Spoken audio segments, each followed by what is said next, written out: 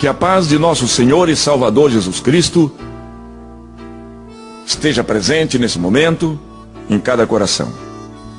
Irmãos, durante muitos e muitos anos, eu venho testemunhando nas igrejas por onde eu tenho passado. Inúmeras pessoas pediram para que eu gravasse esse testemunho, para que esse testemunho pudesse, através de um CD, pudesse ser ouvido por outras pessoas, certamente no sentido de fazer com que as pessoas entendam que verdadeiramente Deus existe e que a vontade de Deus é que todo pecador venha ao conhecimento do seu estado pecaminoso e entenda que o amor de Deus é maior. E por esta razão, nós resolvemos fazer isto. E aqui está o meu testemunho. Irmãos, tudo começou no ano de 1942. Nessa época eu tinha 5 anos, estava indo para completar 6 anos de vida. Meu pai chegava da Itália, vindo dos campos de guerra. O meu pai servia o exército brasileiro e durante mais de 2 anos o meu pai combateu nos campos da Itália na Segunda Guerra Mundial. Meu pai, voltando da guerra, desentendeu-se com a minha mãe por motivos e razões, simplesmente porque o meu pai queria que a minha mãe aceitasse que ele colocasse dentro de casa uma outra segunda mulher. A minha mãe, é claro, não concordou com a atitude do meu pai e houve uma briga entre o casal, isto é, o meu pai e a minha mãe.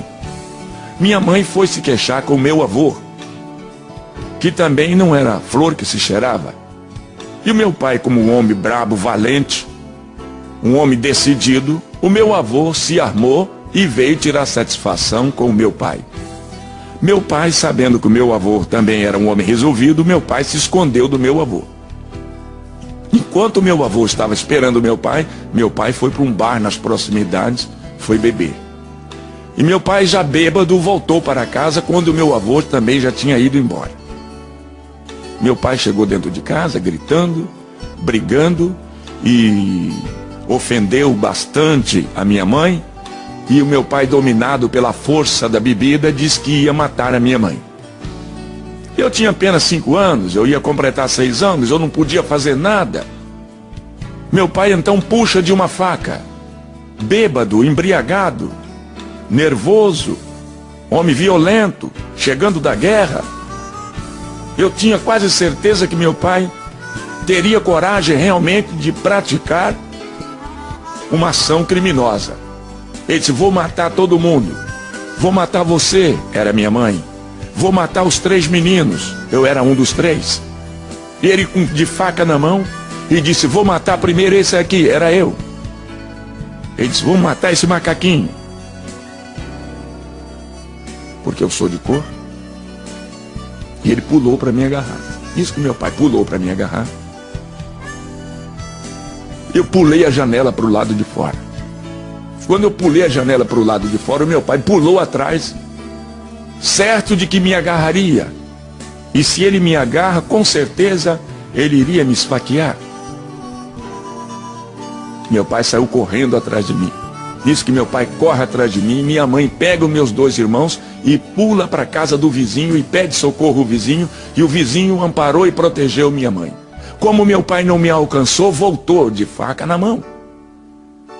Mas graças a Deus ele não pôde fazer nenhum mal aos meus 2 irmãos, como também a minha mãe. E eu continuei correndo. Isto aconteceu na cidade de São Gabriel da Palha, no interior do estado do Espírito Santo. Quando eu cheguei lá no centro da cidadezinha de São Gabriel, num posto de gasolina, estava parado ali um caminhão. E eu entrei no posto e não permiti que o motorista ou o frentista me visse. Eu entrei secretamente, dei a volta, subi no caminhão E eles não viram. Em cima do caminhão tinha 3 toras de madeiras enormes. A terceira tora que estava cobrindo a carga do caminhão era uma tora que tinha um buraco no meio, ou seja, essa tora de madeira tinha um oco. E eu ainda amedrontado, pensando que meu pai vinha ainda atrás de mim, e eu, para me esconder do meu pai, eu entrei naquele oco do pau. E o motorista acabou de abastecer o caminhão, entrou no caminhão, ligou o motor e foi embora para a cidade de Colatina, também no estado do Espírito Santo. O caminhão viajou a noite toda e eu no buraco do pau. Quando o caminhão chegou na cidade de Colatina, eram 6 horas da manhã do dia seguinte. O motorista parou, certamente para tomar café, e eu aproveitei e saí do buraco do pau, desci do caminhão e fiquei perambulando ali pelas ruas de Colatina. Mais tarde eu cheguei numa pensão. Aí a dona da pensão, Dona Maria Isabel, veio conversar comigo. Ela perguntou de onde eu tinha vindo, perguntou quem eu era. E na minha linguagem de um menino de 5 para 6 anos, eu conversei com ela. Eu disse que meu pai tentou matar a minha mãe, queria me matar, e por isso eu tive que fugir de casa. E ela então me ofereceu uma caneca de café, me ofereceu um pedaço de pão. E perguntou para onde eu ia, e eu também disse a ela que não sabia para onde ir. Ela disse, você quer ficar aqui em casa? Eu arranjo uma esteira, coloco aqui embaixo da escada e você dorme aqui.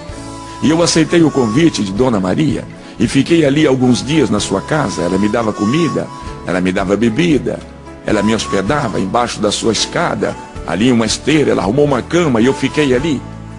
Mas eu, com saudade da minha casa, com saudade dos meus irmãos, com saudade da minha mãe, não sabia como voltar lá de onde eu havia vindo. Eu entrei num trem que parou à noite ali em Colatina. É um trem noturno que chamava-se Pau de Arara. Ele ia para Vitória, Espírito Santo. Eu entrei naquele trem também escondido e viajei à noite. No dia seguinte eu estava desembarcando na estação de Argolas, lá em Vitória, no estado do Espírito Santo. Desci daquele trem e fiquei perambulando pelas ruas ali do centro de Vitória. Quando me dava fome, eu virava as latas de lixos em cima das calçadas, e das latas de lixos sempre eu tirava alguma coisa para comer.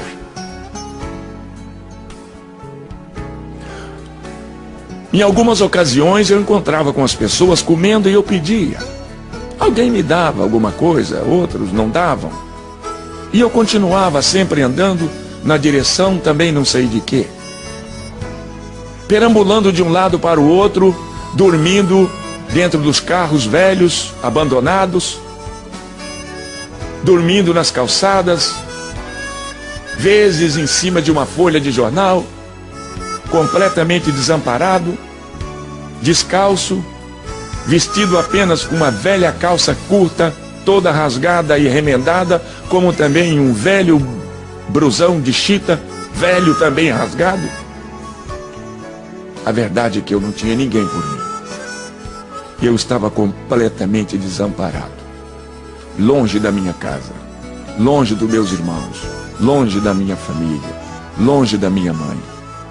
O medo me cercava. Eu ficava apavorado na escuridão da noite. Eu era obrigado a deitar e a dormir nos bancos das praças ou mesmo embaixo dos arvoredos das praças da cidade. Quando eu tinha sede, eu pedia água às pessoas ou mesmo costumava usar a biquinha do chafariz lá da praça. Lá eu tomava banho e eu passei a viver na rua. Virei menino de rua. Sem pai, sem mãe, sem casa, sem escola, sem amigos, sem colegas, sem nada. Eu estava completamente desamparado de tudo e de todos. Quando foi um dia, eu entrei em outro trem na estação de Argolas, no bairro de Santo Alquatre, no estado do Espírito Santo. Escondido dentro de um trem, eu já havia habituado a fugir escondido. Eu viajei naquele trem e fui parar no Rio de Janeiro. Desembarquei na estação de Barão de Mauá. Era muita gente que transitava indo e vindo. E eu, perdido no meio daquela multidão, continuei caminhando sem saber para onde ir. E durante toda a minha vida, eu vivi no Rio de Janeiro. Eu dormia nas calçadas. Eu dormi muitas noites na Gávea Central do Brasil. Passei a viver e conviver com pessoas decaídas da sociedade como eu também. Eu era apenas um menino. Com 6, 7 anos de idade, agora eu já sabia fumar. Eu catava as pontas de cigarros encontradas pelo chão e comecei a fumar. E assim me viciei fumando, catando pontas de cigarros pelo chão. Misturado com outras pessoas, mais ou menos da minha qualificação, logo conheci uma droga chamada maconha. E eu comecei a fumar maconha. Eu ainda não tinha 7 anos de idade, mas eu já era viciado em fumar aquela praga. Depois de ser viciado, então as pessoas passaram a me usar. Agora me mostrava a droga, e eu precisava da droga, eu queria a droga. Eu tinha necessidade, eu dependia da droga. Foi aí que eles me ensinaram a roubar. E eu comecei roubando as coisas pequenas primeiro. Eu comecei roubando carteiras, bolsas de mulheres, brincos, cordões. Passei a roubar nos trens da Central do Brasil. Eu roubava a carteira no bolso das pessoas. Logo me transformei num excelente batedor de carteiras. E cada dia minha vida ia em direções cada vez piores e cada vez mais complicadas. Mas hoje sei que apesar das dificuldades que eu vivia e que eu atravessei, hoje eu reconheço que Deus me conhecia. Já naquele tempo Ele já me amava. Naquele tempo Ele já havia me escolhido para que um dia eu fosse o que hoje eu sou. Mas eu não conhecia Deus. Eu não sabia quem era Deus. Eu não sabia onde encontrar Deus. Eu não sabia onde era a casa de Deus. Eu não sabia como poder contar e dizer a Deus da minha situação. Mas Deus continuou me protegendo e me vigiando. E mesmo assim, eu aprendi a roubar. Depois aprendi a brigar. Eu fui um excelente brigador. Me ensinaram a lutar golpes de capoeira. Me ensinaram a usar uma faca. Me ensinaram a usar um baralho. Me transformei em um dos melhores jogadores de carta da minha época. Fui um grande jogador. Eu conhecia todas as formas de enganar as pessoas através das cartas e levar o dinheiro das pessoas. Como jogador, como ladrão, como assaltante, eu precisava também saber lidar com a arma. Também não faltou quem me ensinasse.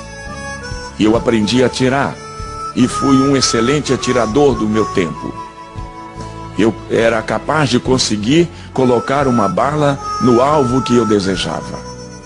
Fiquei um homem perigoso. Fui crescendo, alcancei os meus 15 anos. Com 15 anos a polícia já me conhecia. Com 15 anos eu já havia experimentado várias e diversas cadeias no Rio de Janeiro. E a polícia não conseguia me prender, me deter num só lugar, pois eu tinha a minha forma de abrir as trancas, as fechaduras e os cadeados. Apenas com 3 palitinhos de fósforos, eu sabia manuseá-los. E eu sabia abria fechaduras. Eu fugia. E quando eu fugia, eu levava todos os outros presos que tivessem lá comigo. E cada vez e cada dia mais, eu fui ficando famoso na minha arte de ser ladrão, de ser assaltante, de ser fugitivo, de ser drogado, de ser viciado, de ser mau, de ser ruim. Pratiquei muitos crimes. Minha vida era um inferno. Viciado em bebida, viciado em droga, viciado em fazer e praticar maldade com as pessoas.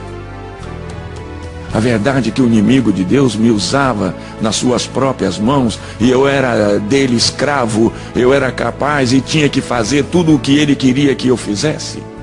É claro que apenas num testemunho como esse, onde eu tenho apenas uma quantidade de minutos limitados para poder contar tudo, eu não vou poder dizer tudo o que eu gostaria de dizer, porque eu preciso limitar o tempo que eu tenho, mas a verdade é que eu vivi uma vida de sofrimento, uma vida de miséria.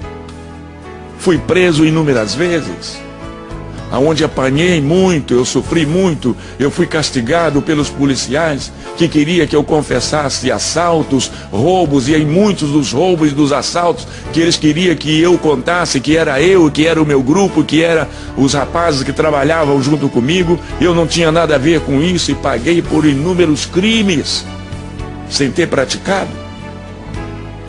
E tudo isso faz criar no coração das pessoas cada vez mais revolta e ódio. E o tempo foi passando, e logo começou a aparecer minhas fotografias nas páginas dos jornais daquela época. Tinha um jornal no Rio de Janeiro chamado O Dia, tinha um outro jornal chamado A Notícia, tinha um outro jornal chamado Luta Democrática. E eu comecei a me destacar nas páginas dos jornais com as minhas fotografias como marginal, perigoso, procurado, caçado pela polícia. Se alguém encontrasse, tinha autorização de matar, porque era a única forma de se livrar de um homem mau, perverso, nas minhas condições, seria matar. E havia muitas pessoas me procurando para matar, mas a verdade é que Deus não permitia que tal coisa acontecesse. Deus queria que eu me transformasse num pregador da sua palavra. Deus queria que eu me transformasse num cantor evangélico, e que através da minha voz, que através da minha música, aonde eu poderia alcançar milhares e milhares de almas. Deus tinha um plano comigo. As pessoas lá de fora não entendiam, e eu também não sabia de nada, mas Deus já havia me escolhido. Hoje eu sei disso. E eu cheguei à idade de 17 anos. Um homem perigoso. Certo dia eu conheci um senhor. Conversando com ele, ele conversando comigo, eu disse para ele que eu não tinha documento, que eu não possuía nem sequer uma certidão de nascimento. Ele disse: se você quiser, eu te levo no cartório, eu assino um termo de responsabilidade e eu tiro o seu documento de sua certidão. E eu aceitei. Ele me levou num cartório. Ele se responsabilizou-se por mim e foi feita uma minha certidão de nascimento. Para não dizer que eu não tinha nenhum documento, eu tinha agora a minha certidão de nascimento. Eu me lembrava justamente do dia que eu havia nascido, e conhecia e lembrava do nome da minha mãe e do meu pai e também dos meus avós. Então não foi tão difícil fazer uma certidão de nascimento. Naquela época as coisas eram mais fáceis talvez do que hoje são. E eu continuei praticando os meus crimes, cada dia e cada vez mais. Resolvi organizar uma quadrilha de meninos, rapazes, de pessoas habilidosos, que tinham e que possuíam condições plenas de poder roubar e assaltar e ampliar o nosso quadro criminal cada vez mais. E eu treinei um grupo de meninos, um grupo de rapazes, mais ou menos da minha idade, 15, 16, 17 anos, e nós infernizamos a vida do Rio de Janeiro. Roubávamos em Niterói, roubávamos na Central, roubávamos na Praça 15, roubávamos na Tijuca, roubávamos em Madureira, roubávamos em Cascadura, roubávamos em Nova Iguaçu, roubávamos em todas aquelas regiões ali, Duque de Caxias. Nós aterrorizava o pessoal daquela época nas ruas da cidade. Tínhamos como esconderijo, lugar onde partíamos o produto do roubo, ali na rua Dona Zumira, número 59, em Vila Isabel, atrás do Maracanã. Ali havia um prédio velho abandonado, era ali que a gente se encontrava para partir o produto do roubo, quando nós saímos em campo para roubar. A polícia descobriu aquele local e cercou certo dia o prédio. E uma noite de sábado nós saímos agrupados para roubar. E roubamos durante toda aquela noite, assaltamos durante todo o período da noite. No domingo, por volta das 3 horas da tarde, nós nos reunimos lá no velho casarão da rua Dona Zumira 59, aonde haveríamos de partir todo o produto do nosso trabalho maléfico. A polícia já havia chegado na nossa frente, o prédio estava cercado e nós não havíamos notado nada. Depois que chegou o último da gangue, a polícia agora anunciou que o prédio estava cercado através de um megafone. pediu que nós deveríamos deixar as nossas armas no chão e sair do prédio um a um com as mãos na cabeça. Isto era um absurdo. E então travou-se um tiroteio. A polícia atirava para dentro do prédio e de dentro do prédio nós atirávamos para fora. O local foi transformado num inferno.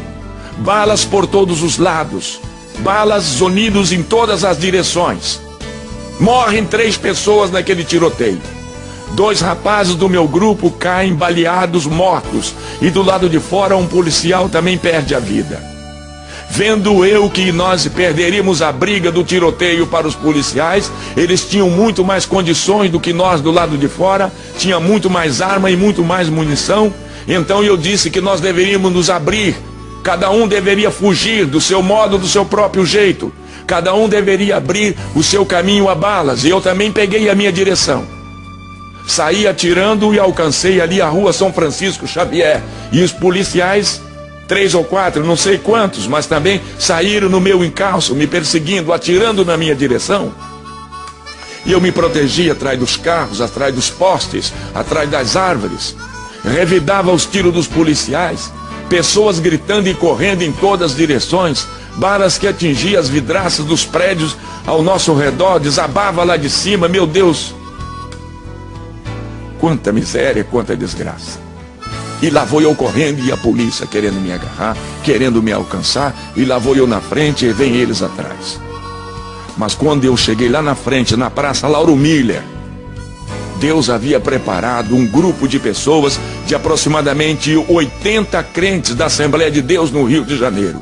E quem liderava aquele grupo de 80 pessoas era o pastor Thales Caldas. Os irmãos estavam lá na Praça Lauro Miller fazendo um culto ao ar livre. Quando eu vi aquele grupo de pessoas reunidos ou agrupados no centro da cidade em círculo, eu fui correndo, escondi a arma e entrei no meio dos crentes e fiquei quieto. Quer dizer, eu me escondi no meio dos crentes que estavam fazendo o culto na praça. Os policiais que vinham de trás, atirando, querendo me alcançar, querendo me alvejar, não fizeram ideia que eu fiquei na praça no meio daquele grupo que estava cantando hinos e realizando culto. E os policiais passaram pela praça e foram lá para Tijuca, foram me procurar na favela, pensando que eu tivesse fugido lá para a favela, lá para o morro. Mas na verdade eu fiquei no meio dos crentes cá na praça. E os crentes de harpa abertas na mão, cantando o hino de número 15, foi na cruz, onde um dia eu vi os meus pecados castigados em Jesus. Depois do cântico deste hino, o pastor Thales Caldas pegou a Bíblia, abriu o livro de Deus no meio da multidão. Eu estava lá no meio da multidão, escondido, trêmulo, pálido, amedrontado do tiroteio que eu vim correndo lá da rua Dona Zumira. Eu não sei se alguém notou a minha chegada, eu não sei se alguém notou a minha entrada no meio dos crentes, mas a verdade é que foi a única forma que eu me encontrei para me esconder daqueles que vinham me procurando para me matar. Thales Caldas, agora de Bíblia na mão, cheio do poder e da graça de Deus, Thales Caldas faz a leitura do livro de São Mateus, do capítulo 11, no versículo 25, uma leitura muito bonita, quando ele disse assim: naquele tempo respondeu Jesus e disse estas palavras: graças te dou, ó Pai, Senhor dos céus e da terra, que ocultaste estas coisas aos sábios e aos entendidos e as revelaste aos pequeninos. Sim, ó Pai, porque assim te aprove. Todas as coisas me foram entregues por meu Pai. Ninguém conhece o Pai senão o Filho. Ninguém conhece o Filho senão o Pai, ou aquele a quem o Filho quiser revelar. Vinde a mim, todos vós que estáis cansados e oprimidos, e eu, Jesus, vos aliviarei. Tomai sobre vós o meu jugo, e aprendei de mim, que sou manso e humilde de coração, e encontrarei descanso para as vossas almas, porque o meu fardo é leve, e o meu jugo é suave. Depois dessa leitura, Thales Caldas começa a pregar uma mensagem poderosa, eloquente, cheia de graça, cheia de poder, cheia de unção. Eu não entendia nada, eu não sabia de nada, Eu sei lá que livro era aquele, eu sei lá que leitura era aquela. Eu não entendia nada, mas eu estava ali, e ali estava Deus, e Deus esperava por mim. Eu já estava protegido por Ele. Tales Caldas faz um apelo: quem deseja aceitar a Cristo. Nenhuma pessoa se manifestava. Tales Caldas me vendo no meio da multidão, porque eu estava diferente de todas as pessoas.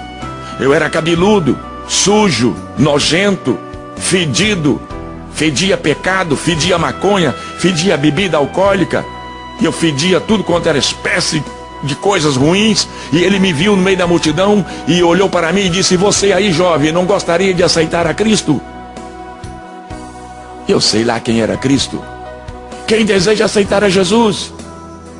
E eu perguntei para Tales Caldas: quem é Jesus? E Tales Caldas me disse: Jesus é o Filho de Deus, que veio a este mundo, nasceu de uma virgem mulher, para salvar todo aquele que nele crê. Você não gostaria de aceitar a Cristo?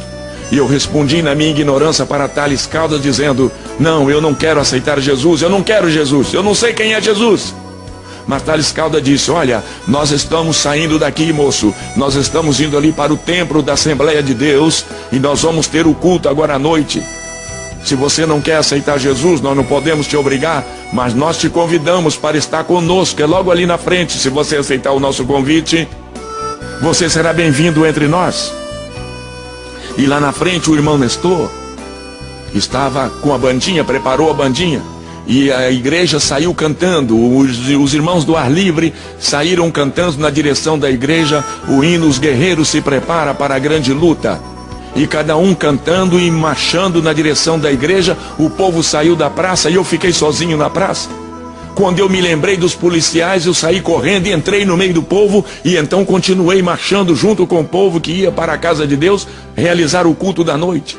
Quando nós chegamos na porta, o povo entrou, a banda também que vinha entrou. Por último vinha Jair Pires, completamente atordoado, completamente dominado pela força maléfica do álcool e da maconha e do pecado e de toda a miséria. O irmão porteiro que estava em pé na porta, o irmão Pedro, vendo que eu não era crente, foi encontrar-se comigo nos primeiros degraus da subida daquele templo, estendeu a mão para mim e disse: jovem, bem-vindo à casa de Deus. E eu perguntei ao irmão Pedro: aqui é a casa de Deus? Ele disse: sim, meu filho, pode entrar, é a casa de Deus. E eu perguntei: e Deus mora aqui? O irmão Pedro porteiro respondeu: mora, meu filho, Deus está aqui, entra. Eu disse: é uma boa oportunidade para mim então conversar com Deus e dizer a Deus tudo aquilo que eu sou. Que eu sou um miserável, eu sou um desgraçado, eu sou um ladrão, eu sou um assaltante. Eu não tenho pai, eu não tenho casa, eu não tenho mãe, eu não tenho nada. Eu preciso contar isso para Deus. Eu virei para o irmão Pedro e disse: moço, por favor, vai lá. Traga Deus aqui que eu quero conversar com Deus. Eu quero bater um papo com Ele aqui. Chama Deus aí para mim. O irmão Pedro disse: meu filho, está na hora do culto. Deus não vai poder falar com você agora. Você terá que entrar, assiste o culto, e depois do culto, aí então Deus vai conversar com você. E eu aceitei essa condição que ele me propôs. Assisti o culto e que depois do culto Deus viria falar comigo. Levaram e eu sentei lá no centro, lá no meio da multidão que estava glorificando o nome de Deus. Era um culto tipicamente pentecostal. Os irmãos glorificavam o nome de Deus. Alguém sentado do meu lado começou a falar em mistério dos anjos de Deus comigo, e aquela língua me atrapalhou e eu fiquei perturbado. Eu logo lembrei que o homem disse que ali era lugar, era a casa de Deus, e eu não estava entendendo. Eu comecei a julgar que aquilo ali era um lugar de louco, era uma casa de loucos. Eu não entendia a palavra glória a Deus. Eu não entendia a palavra que os irmãos diziam aleluia. Eu não entendia que palavra é que os irmãos diziam quando diziam amém. E quando alguém falava línguas estranhas, aí complicava mais a minha situação. E eu pensei em levantar-me dali e ir embora. Eu disse: esse lugar não é bom para mim, isso aqui não está me agradando, eu vou embora. E naquilo que eu fiz menção de levantar do banco onde eu estava, veio uma mão muito grande de cima para baixo e me apertou contra o banco, uma mão enorme, uma mão muito pesada, e uma voz falou aqui nos meus ouvidos dizendo: não vá, sente aí, fica aí. Era a mão de Deus, era a voz de Deus que me tocava naquela hora. E ele me tirou todas as forças motoras das pernas. Eu queria me levantar, Mas agora eu não tinha força para levantar. A mão de Deus havia me tocado e eu fiquei colado no banco. Eu fiquei como que pregado no banco, sem poder me descolar dali. Eu então vi que agora eu não tinha força de levantar. Me lembrou do tiroteio lá de Vila Isabel. Eu disse, certamente alguma bala pegou no nervo da minha perna e eu estou baleado. Eu aí comecei a gritar no meio da igreja. Enquanto os irmãos estavam dando glória, eu comecei a dizer que eu estava baleado. Eu estou baleado, socorro, chama um médico. Ai, o nervo da minha perna foi cortado a tiro. Olha aqui, olha, chama o doutor, eu estou baleado. Eu perturbei o culto. Alguém chegou perto de mim e falou, o que você tem? Você está passando mal? E eu perguntei para a pessoa, você é médico? Ele disse, eu não sou médico, rapaz, mas eu sei o que você tem. E eu disse, então o que é que eu tenho? Ele disse, você tem falta de Jesus na sua vida, rapaz, você precisa de Jesus. E realmente, eu precisava verdadeiramente de Jesus. E Thales Caldas lá na frente continua lendo a palavra e pregando, vinde a mim todos vós que estáis cansados e oprimidos, e eu vos aliviarei. E alguém do meu lado me incentivava e dizia, meu filho, levanta a mão, aceita Jesus, é a oportunidade que você tem, é esta. E vendo eu naquele estado de miséria pecaminoso em que eu vivia, eu então resolvi levantar a minha mão e aceitei a Cristo como meu Salvador. Pastor Thales Caldas diz, traga esse jovem aqui à frente. E alguém foi lá e me pegou. Agora eu já tinha força para andar. Agora as minhas pernas já podia levantar. Eu pude me erguer do lugar que eu estava sentado. Alguém me ajudou e eu fiquei em pé. E o pastor Thales Caldas diz, traz esse moço aqui. Esse moço estava lá na praça com a gente lá. Traz ele aqui, vamos orar por ele. E eu vou à frente. Quando eu chego na frente do púlpito, Thales Caldas estende a mão para mim e disse, meu filho, bem-vindo à casa de Deus. E apertou a minha mão. E disse, ajoelha, meu filho, nós vamos orar por você. Eu tentei ajoelhar, mas que dificuldade. O revólver estava na minha cintura, me atrapalhava, me machucava, me incomodava. Eu não tinha como me ajoelhar. Eu então resolvi abrir os botões da camisa, tirei o revólver e coloquei o revólver lá no chão.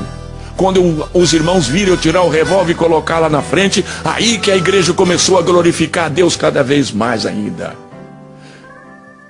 Coloquei o revólver, meti a mão no bolso, tirei as balas de 38 que havia sobrado da briga, coloquei ao lado do revólver. A igreja continuou glorificando. Eu tinha alguns cigarros de maconha no outro lado do bolso. Eu meti a mão e tirei os cigarros de maconha e coloquei junto do revólver.